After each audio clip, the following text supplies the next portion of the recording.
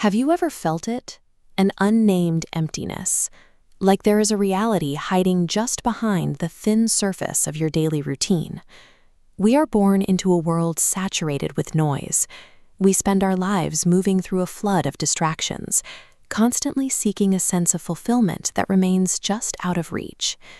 3 centuries ago, the Kabbalist known as the Baal Shem Tov used a specific story to map this tension, a parable about a king who built a palace of illusions.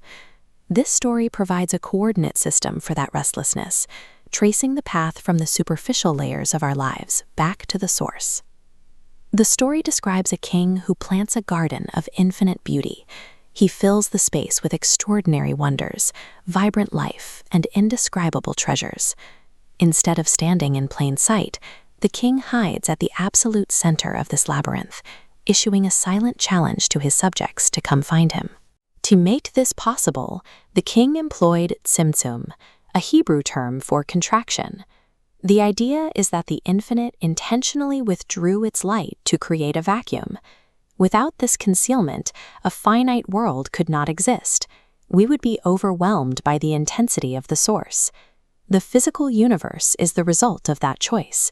It is a deliberately constructed maze designed to test the depth of our desire. As the subjects enter the garden, they almost immediately encounter a series of tests built into the landscape. They find massive, ornate gates. Piled behind them are mountains of wealth, gold, gems, and every sensory comfort imaginable, placed there to see who is satisfied by the secondary gifts. Most of the seekers stop here.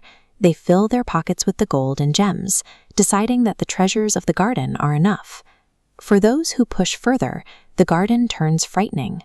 They face steep, violent walls of fire and rushing water, representing the hardships and fears that cause even the strongest among us to give up.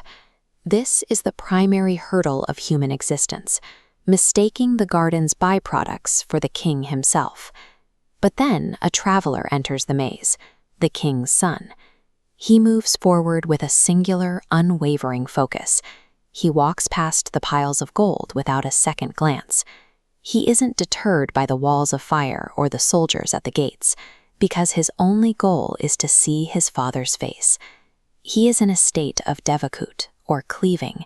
It is a mental state of pure attachment to the divine essence that allows the soul to stay connected to the center regardless of the obstacles. Because he refuses to look away, the traveler reaches the final wall and realizes the truth. As he steps toward the flames, they simply dissolve. The walls, the fire, and the soldiers were all an illusion. These obstacles were never meant to keep him out. They were the king's way of asking, "How much of yourself are you willing to give to find me?" The garden represents the physical world you move through every day, a space where those golden gates appear as our modern distractions. Today, those piles of gold and fruit look like social status, financial success, and intellectual pride. Mystics call this Hester Panim, or the hiding of the face. The infinite light conceals itself not to abandon us, but to see who truly loves the source, rather than just the blessings it provides. To the 15-year-old, do not get stuck at the first gate of societal expectations. There is a much larger prize waiting if you keep walking. To the 80-year-old, through every hardship and every seemingly impenetrable wall, the king has been with you, waiting for you to see past the illusion. The traveler finally reaches the center of the labyrinth and finds a simple wooden door. As it swings open, the entire garden vanishes. Leaving the material world behind, he steps directly into the presence of the infinite. You were not born to merely survive the maze. You were born specifically to find the center of the garden.